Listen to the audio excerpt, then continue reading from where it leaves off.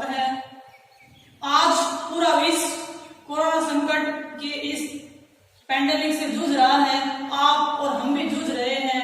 ऐसे में केवल सावधानी ही बचाव है और मैं सिर्फ यही कहूंगी कि stay at home, stay free, अर्थात घर पर रहिए, सुरक्षित रहिए।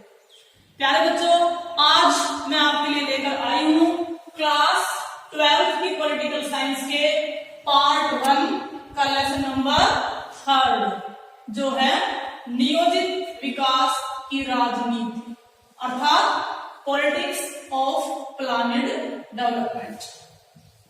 प्यारे बच्चों, जैसा कि आपको पता है कि भारत 200 वर्षों तक अंग्रेजों के अधीन रहा। इस दौरान भारत का खूब आर्थिक शोषण हुआ और स्वतंत्रता के समय भारत की क्या स्थिति थी, आइए पहले इस पर विचार करते हैं। अंग्रेज जब भारत को छोड़कर गए थे तो नितांत गरीबी की हालत में था। उस समय हमारे देश में अनेकों समस्याएं मुगाएं खड़ी थी, जैसे गरीबी, बेरोजगारी, अनपढ़ता, सांप्रदायिकता, लोगों का निम्न जीवन स्तर, लोगों के प्रति व्यक्ति आय बहुत कम होना, बिल्कुल विऔद्योगिकरण की स्थिति होना। ऐसे में भारत के सम्मुख आर्थिक विकास की समस्या सबसे बड़ी समस्या थी। आर्थिक विकास के बारे में ज्यादा चर्चा करने से पहले आइए थोड़ा सा देखते हैं कि आर्थिक नियोजन भारत ने कहां से सीखा। सबसे पहले आर्थिक नियोजन को अपनाया गया सोवियत संघ रूस में। सोवियत संघ रूस में 1917 में साम्यवादी शासन की स्थापना की गई और ऐसे में वहां पर समाजवादी अर्थव्यवस्था को अपनाया गया। समाजवादी मार्क्सवादी अर्थव्यवस्था में पंचवर्षीय योजनाओं के माध्यम से रूस ने दिन दूनी रात चौगुनी तरक्की की। भारत भी इससे बहुत अधिक प्रभावित हुआ। पंडित नेहरू जी रूस से बहुत अधिक प्रभावित थे। वो चाहते थे कि रूस की तरह आजादी मिलने पर भारत का भी विकास तीव्र गति से हो। उनका विचार था कि समाजवाद हमारी समस्याओं का एकमात्र समाधान है। ऐसा नहीं है कि आजादी से पहले भी हमारे देश में आर्थिक विकास के लिए कोई कार्य नहीं किया गया हो, कोई योजनाएं नहीं बनाई गई हो। इन योजनाओं में मैं कुछ योजनाओं का नाम लेना चाहूंगी, जैसे कि 1944 में एक योजना थी जिसका नाम था बॉम्बे प्लान। यह भारत के 8 उद्योगपतियों ने मिलकर के आर्थिक विकास के लिए एक योजना सुझाई थी। इस योजना के जो अध्यक्ष थे वो टाटा तथा उपाध्यक्ष बिरला थे। इसी तरह से एक योजना श्री NN राय ने 1945 में सुझाई जिसका नाम था जनता योजना। इसमें गरीबों और पिछड़े वर्गों को लाभ पहुंचाना था। इसी तरह से एक अन्य योजना है जिसका नाम है सर्वोदय योजना, जो कि 1950 में श्री जयप्रकाश नारायण जी ने सुझाई। सर्वोदय अर्थात प्रत्येक वर्ग का उदय। लेकिन इनमें से कोई भी योजना सिरे नहीं चढ़ पाई। आया समय आजादी का, जब हम आजाद हुए तो उस समय हमारे देश के सामने सबसे बड़ा प्रश्न यही था कि देश का आर्थिक विकास किस तरीके से किया जाए। उस समय हमारे देश के सामने 2 मॉडल थे, पहला समाजवादी मॉडल और दूसरा पूंजीवादी मॉडल। समाजवादी मॉडल ऐसा मॉडल था जो मार्क्सवाद से प्रभावित था, जिसका सोवियत संघ रूस ने फॉलो किया। इसमें उत्पादन और वितरण के साधनों पर जनता का अधिकार होता है, सरकार का अधिकार होता है, सरकारी हस्तक्षेप अधिक होता है और इससे मिलने वाला जो फायदा है वो समाज के सभी वर्गों तक पहुंचाया जाता है। दूसरा है पूंजीवादी मॉडल, जिसमें सरकारी हस्तक्षेप बिल्कुल नहीं होता है। इसमें निजी क्षेत्र के उद्योगों को बढ़ावा दिया जाता है। इसमें अधिक कंपटीशन की भावना पाई जाती है तथा इसका लाभ भी निजी क्षेत्र की संस्थाओं को भी पहुंचता है। प्यारे बच्चों, देखिए, परिवर्तन प्रकृति का नियम है। यह परिवर्तन व्यक्तिगत, स्थानीय, राष्ट्रीय या अंतरराष्ट्रीय स्तर पर हो सकता है और यदि इस परिवर्तन को ही मैं विकास कहूं तो इसमें कोई अतिशयोक्ति नहीं होगी। यहां हम बात करेंगे राष्ट्रीय एवं अंतरराष्ट्रीय विकास।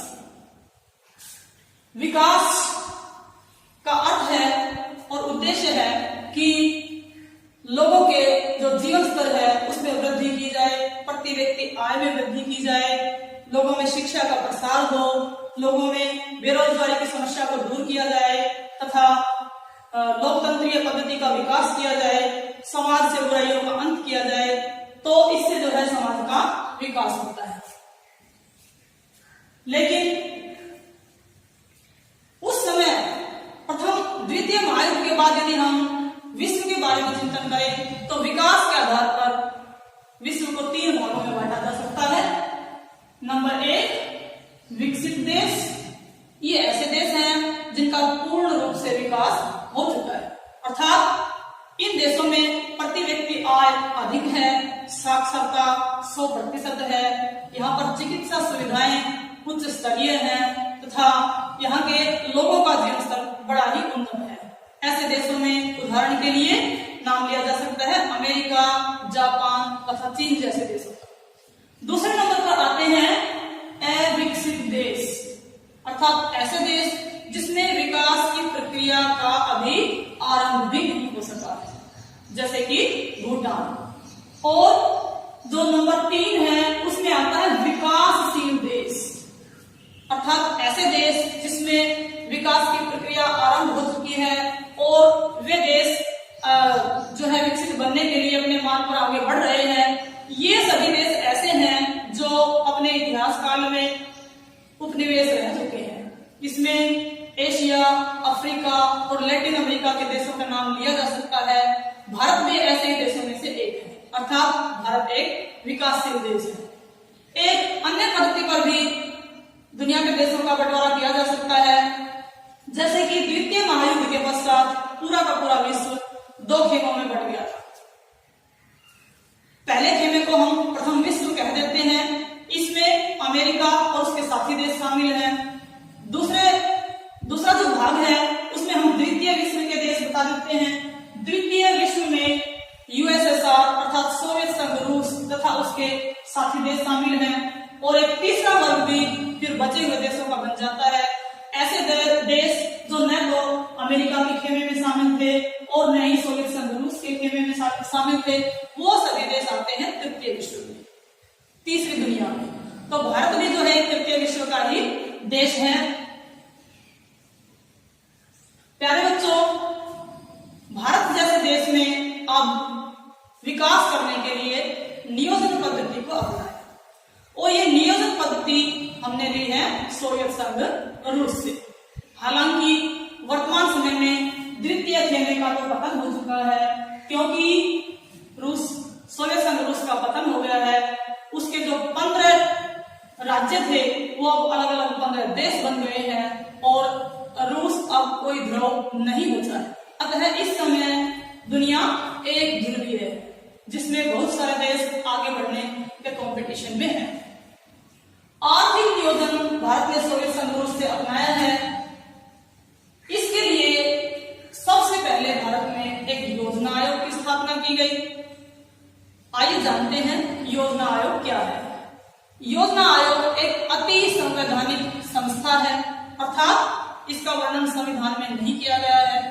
1950 के दशक में एक प्रस्ताव के माध्यम से योजना आयोग की स्थापना की गई और 28 मार्च 1950 से इसने अपना कार्य करना आरंभ कर दिया था।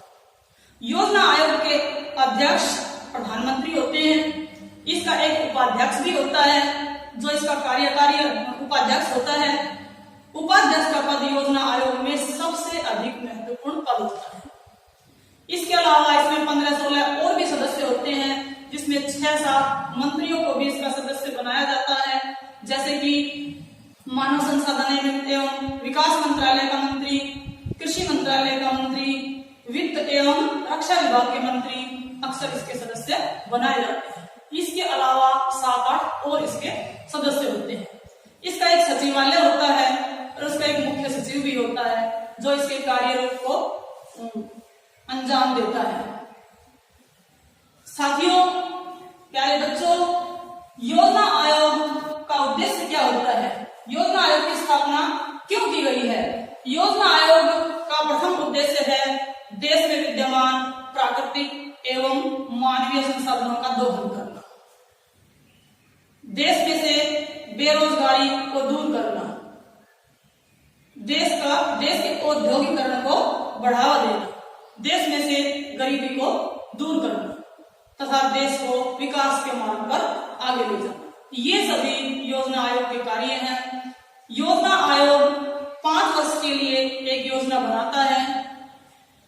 उससे पहले वो देश में सभी संसाधनों का मूल्यांकन करता है, फिर एक योजना बनाई जाती है, योजना का प्रारूप तैयार किया जाता है तथा उसको 5 वर्ष के लिए लागू किया जाता है। इसमें प्राथमिकताओं का निर्धारण किया जाता है कि इस समय भारत में किस पहलू को अधिक प्राथमिकता देने की आवश्यकता है। यह समस्या आई भारत में जब हमने पहली पंचवर्षीय योजना को 1951 में लागू किया। उस समय भारत के सामने 2 प्रश्न थे कि भारत में प्रथम पंचवर्षीय योजना में औद्योगिकरण को बढ़ावा दिया जाए या फिर कृषि को बढ़ावा दिया जाए।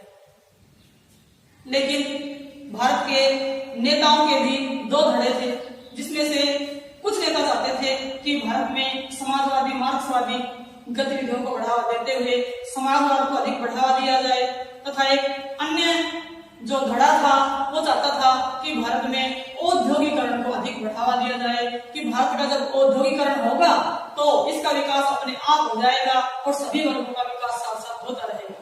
लेकिन इस समस्या का हल करने के लिए भारत के नेताओं ने आपस में मिल बैठ करके बातचीत की तथा एक मध्यम मार्ग को अपनाया।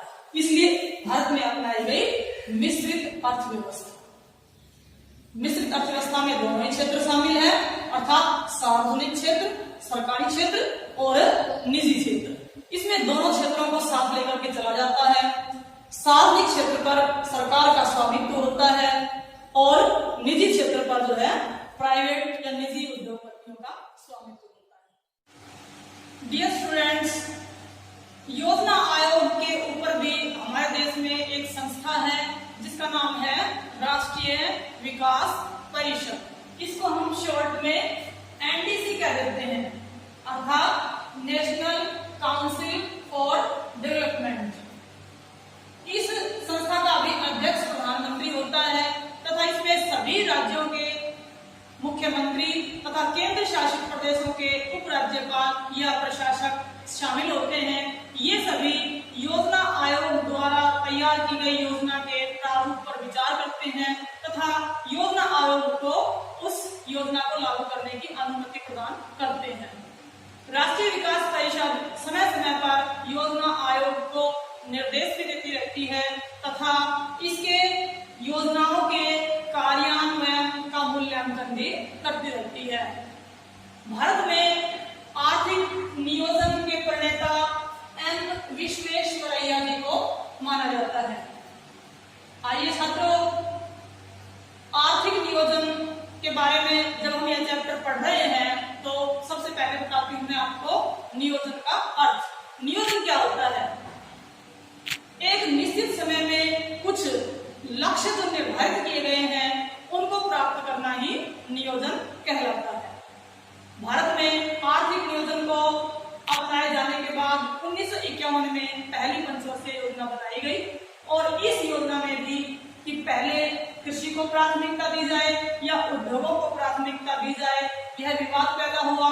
लेकिन क्योंकि भारत एक कृषि प्रधान देश है और यहाँ पर खाद्यान्न संकट भी उस समय बहुत ज्यादा था, अतः पहली पंचवर्षीय योजना में कृषि को अधिक महत्व दिया गया और कृषि सामुदायिक विकास तथा उर्वरकों को निर्माण करने में 724 करोड़ रुपए के बजट का प्रावधान किया गया। इसमें छोटे छोटे उद्योग धंधे भी लगाए गए, जैसे सिंदरी में उर्वरक बनाने का एक कारखाना भी लगाया गया। इसी तरह से दूसरी पंचवर्षीय योजना 1956 में लागू हुई, जिसमें औद्योगिकरण को विशेष महत्व दिया गया। इस दौरान भारत में अन्य देशों की सहायता से, जैसे ब्रिटेन, सोवियत संघ, रूस, अमेरिका तथा जर्मनी जैसे बड़े बड़े देशों की सहायता से भारी उद्योग स्थापित किए गए ताकि लोगों को रोजगार प्रदान किया जा सके तथा भारत में उत्पादन की प्रक्रिया को आरंभ किया जा सके। इस प्रकार प्रथम और द्वितीय पंचवर्षीय योजना में कृषि और औद्योगिकरण को क्रमशः बढ़ावा दिया गया। अब आती है तीसरी पंचवर्षीय योजना। तीसरी पंचवर्षीय योजना में इन दोनों क्षेत्रों को बराबर महत्व दिया गया। कृषि और औद्योगिकरण दोनों को साथ लेकर के चला गया, क्योंकि इस समय एक और संकट का सामना हमारे देश को करना पड़ रहा था, वो था अकाल। 1966-67 में देश में भयंकर अकाल पड़ा और इस अकाल की वजह से योजनाओं को भी स्थगित करना पड़ा। चौथी पंचवर्षीय योजना 1969 और 1974 के बीच बनाई गई। इस अकाल के दौरान देश को बहुत अधिक क्षति पहुंची। उत्तरी भारत को अकाल का ज्यादा सामना करना पड़ा। बिहार जैसा जो राज्य है वह तो अकाल से बुरी तरह से प्रभावित हुआ। बिहार में उस दौरान एक प्रणाली लागू की गई जिसका नाम है जोनिंग प्रणाली। बिहार के जो जिले थे उनको एक जिले से दूसरे जिले को से भी अनाज आयात करने का आज्ञा नहीं थी, उसको जोन में बांट रखा था। एक जोन ही दूसरे जोन से अनाज आयात कर सकता था और वहां पर कृषि में 34% का घटाव हुआ। अतः वहां पर स्थिति बहुत ही चिंताजनक थी। अतः कृषि पंचवर्षीय योजना में कृषि पर विशेष ध्यान दिया। और अब हम आते हैं एक बहुत ही महत्वपूर्ण पहलू पर जिसका नाम है हरित क्रांति, ग्रीन रिवोल्यूशन। भारत में हरित क्रांति के जनक एमपी सिंह हैं। उन्होंने हरित क्रांति को बढ़ावा दिया। हरित क्रांति को यदि मैं कृषि का आधुनिकीकरण कहूं तो इसमें भी कोई अतिशयोक्ति न होगी। देश में बंपर पैदावार को बढ़ाने के लिए हरित क्रांति को अंजाम दिया गया। जब किसी कार्य को बड़े स्तर पर बहुत ही अधिक तेजी से किया जाता है तो उसको हम क्रांति कह देते हैं। तो कृषि के क्षेत्र में भी कुछ ऐसा ही किया गया। इसमें कृषि के क्षेत्र का निरंतर विस्तार किया गया। क्योंकि अकाल के कारण उत्तरी भारत पर ही ज्यादा प्रभाव पड़ा था, अतः हरित क्रांति को भी उत्तरी भारत में ही ज्यादा बढ़ावा दिया गया। क्योंकि यहाँ पर मैदानी एरिया था तो यहाँ पर सिंचाई सुविधाओं को अंजाम देना ज्यादा सुविधाजनक था, तो यहाँ पर कृषि क्षेत्र में निरंतर विस्तार किया गया। उसके बाद कृषि का मशीनीकरण किया गया। कृषि में पुराने औजारों से कृषि करने की बजाय अब नई नई मशीनों का प्रयोग किया जाने लगा, जैसे कि ट्रैक्टर, हैरो, कल्टीवेटर इत्यादि का प्रयोग किया जाने लगा। इसी तरह से सिंचाई सुविधाओं का विस्तार किया गया। और एक अन्य इसका पहलू है द्विपैदावार का तत्व, अर्थात वर्ष में कम से कम कृषि क्षेत्र से 2 पैदावार लिए जाने का लक्ष्य रखा गया। और इसी तरह से रासायनिक खादों, कीटनाशक दवाओं तथा उन्नत बीजों का प्रयोग किया गया। उन्नत बीजों को कहा गया HYV, अर्थात हाई यील्डिंग वैरायटी, अर्थात उच्च उत्पादन देने वाले बीज, जिसमें गेहूं की एक किस्म है K68। गेहूं की एक किस्म है जो बहुत ही उच्च पैदावार देती थी। इन HYV बीजों को लाने का श्रेय दिया जाता है नॉर्मन बोरलॉग। हरित क्रांति से भारत को बहुत अधिक फायदा पहुंचा। खाद्यान्न संकट का एक सीमा तक हल हुआ, परंतु इसका कोई शीघ्र समाधान नहीं हो सका। जैसा कि प्यारे बच्चों आप सभी को पता है कि हर कार्य के 2 पहलू होते हैं। हरित क्रांति की सफलता भी मिली, इसके कुछ सकारात्मक परिणाम निकले, खाद्यान्न संकट किसी हद तक सफल हुआ, लेकिन इससे हमें बहुत ज्यादा नुकसान भी उठाना पड़ा। क्योंकि सिंचाई सुविधाओं में इजाफा करने से पानी का स्तर बहुत नीचे चला गया तथा इससे कृषक और जमींदार वर्ग में एक चौड़ी खाई पैदा हो गई। उत्तरी भारत और अन्य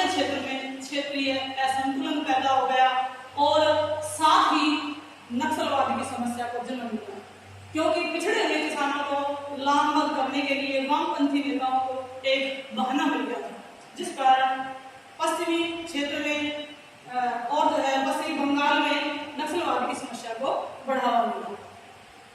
प्यारे बच्चों, इस तरह से अब तक हमारे देश में 12 पंचवर्षीय योजनाएं पूरी हो चुकी है, लेकिन वर्ष 2014 में सत्ता परिवर्तन होने के साथ ही जब कांग्रेस की जगह भारतीय जनता पार्टी सत्ता में आई, तो इस पार्टी ने योजना आयोग की जगह एक नई संस्था को लागू किया, जिसका नाम है नीति आयोग।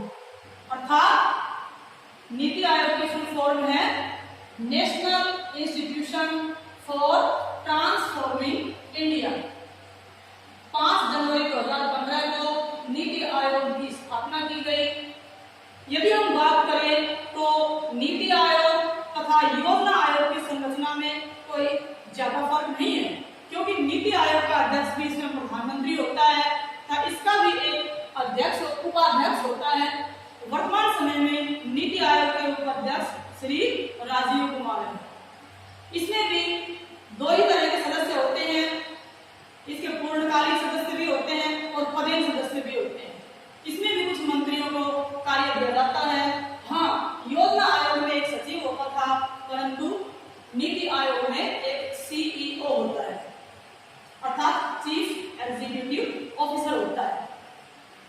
नीति आयोग और योजना आयोग में मुख्य अंतर यह है कि जो नीति आयोग है इसका आधार योजना आयोग की अपेक्षा काफी चौड़ा है, क्योंकि योजना आयोग में राज्यों की भूमिका नगण्य होती थी, उसमें राज्यों की कोई भूमिका नहीं होती थी।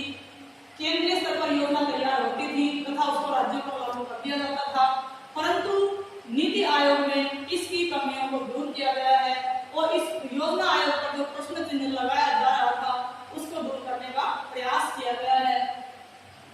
नीति आयोग में जो स्थानीय लोग हैं वे स्वयं ही अपने लिए योजनाओं को तैयार करते हैं। इसमें प्रत्येक राज्य का सर्वेक्षण किया जाता है कि कहां पर कौन सी समस्या ज्यादा है और फिर उस पर ही ध्यान केंद्रित करके उसको कार्य रूप दिया जाता है।